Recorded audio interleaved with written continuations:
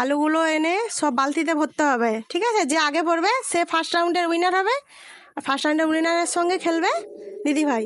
তো ready steady go, শুরু করো। দৌড়ে আসো, দ্রুত দ্রুত, তাড়াতাড়ি তাড়াতাড়ি তাড়াতাড়ি তাড়াতাড়ি। না, যে কোনো জায়গা থেকে, মোট ভরলেই হবে। ওখানে ওই আলুগুলো ভরো, এই আলুগুলো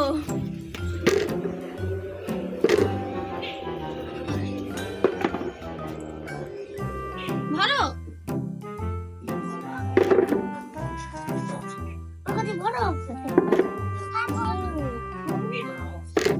রাউন্ডের উইনার দাদা ভাই, তার সাথে খেলবে দিদি ভাই।